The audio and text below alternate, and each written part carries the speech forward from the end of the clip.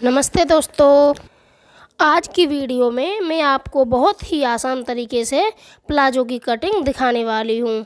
इस मेथड से बिगनर्स भी बिना किसी दिक्कत के परफेक्ट फिटिंग का प्लाजो बना सकते हैं। सबसे पहले कपड़े को लंबाई में फोल्ड कर लेना है। अब हमें ध्यान रखना है कि खुली वाली साइड अपनी साइड हो और बंद वाली साइड दूसरी तरफ। अब सबसे पहले एक निशान लगाएंगे कपड़े को सीधा करने के लिए और कटिंग कर देंगे। अब हमें एक निशान लगाना है 2 इंच कपड़ा छोड़ के और इस निशान को सीधा कर देना है। ये हमारी मोहरी में फोल्ड करने के लिए काम आएगा। अब हमें जो भी हमारे प्लाजो की लेंथ है वो रखनी है। मेरे प्लाजो की लेंथ 39 इंच है। 39 इंच में से 1.5 इंच मुझे बेल्ट रखनी है, तो 1.5 इंच छोड़ के हम लंबाई का निशान लगा देंगे इस तरीके से। अब हमें हिप का साइज लेना है। मेरी हिप है 40 इंच, तो 40 का चौथा हिस्सा हो गया 10 इंच, तो एक निशान हमें 10 इंच पे लगा देना है और 2 इंच इसमें लूजिंग के लिए ऐड कर देना है। अब हमें लेना है आसन, तो 1.5 इंच हम बेल्ट वाला ऊपर निकाल के 12 इंच पे एक निशान सीधा लगा देंगे। ये हो गया हमारा 13.5 इंच का आसन। 2 इंच इधर हमें इस तरह से एक बॉक्स टाइप में बना देना है। अब हमें इस निशान से और वहाँ तक इंच टेप इस तरीके से रखना है और इंच टेप को आधा फोल्ड करके बीच में निशान लगा देना है।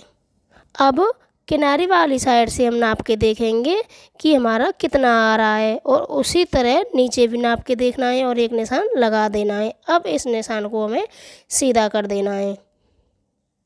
अब हमें अपनी मोहरी का साइज लेना है। मेरी मोहरी का साइज है 14 इंच, तो बीच वाले निशान पे हमें इंच टेप को रखना है 7 इंच इधर और 7 इंच इधर, दोनों साइड में हमें निशान लगा देना है। अब हमें क्रॉच एरिया वाले निशान को मोहरी वाले निशान से इस पट्टी की मदद से मिला देना है इस तरीके से जैसे मैंने मिलाया है। दूसरी साइड भी हमें उसी तरह ऊपर वाले निशान को नीचे वाले निशान से मिला देना है। हमने आसन में गुलाई नहीं दी है, तो चलिए वो बताती हूँ। तो 1 इंच कॉर्नर वाली साइड से 1 इंच पे निशान लगा के इस तरह से गुलाई दे देनी है। जो हमारी आगे प्लेट पड़ती हैं उनका निशान लगाना है 5 इंच पे। तो इस तरीके से हम एक निशान लगाएंगे और आधा आधा इंच इस निशान के दोनों साइड लगा के इस तरीके से बना देंगे। ये हमारी प्लेट के लिए निशान हो गया। अब हमें इन्हीं निशानों पे से अपने प्लाजो की कटिंग कर देनी है। ध्यान रहे कटिंग हमें निशानों पे से ही करनी है, थोड़ा भी इधर उधर नहीं हो। आप भी इस तरीके से प्लाजो की कटिंग करेंगे तो एकदम परफेक्ट प्लाजो बनेगा।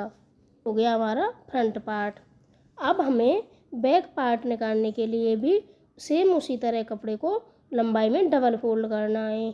खुली वाली साइड को अपनी तरफ रखना है और बंद वाली साइड को दूसरी तरफ। अब हमें फ्रंट पार्ट को कपड़े पे रखना है इस तरीके से एकदम सीधा करके। ध्यान रहे आसन हमारा बंद वाली साइड रहेगा। अब हम एक निशान 1.5 इंच पे लगाएंगे क्योंकि 1.5 इंच की हमें बेल्ट लेनी है। तो ये हो गई हमारी बैक पार्ट की लंबाई। अब हम 1.5 इंच ऊपर एक निशान और लगाएंगे। आसन वाली साइड 2.5 इंच पे लगाना है। ये हो गया हमारी लास्टिक के लिए। अब इन दोनों निशानों को इस तरह से तिरछा करके मिला देना है। अब हमें आसन वाली साइड से 2 इंच और ऐड करना है क्योंकि फ्रंट पार्ट के मुकाबले बैक पार्ट हमारा थोड़ा हैवी होता है।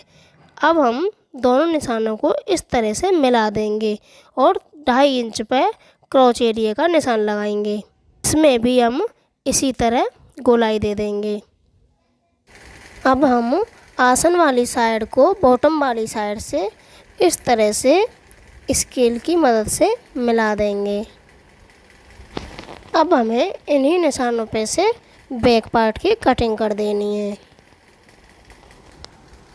अब हमारे बैक और फ्रंट दोनों पार्ट की कटिंग हो गई है।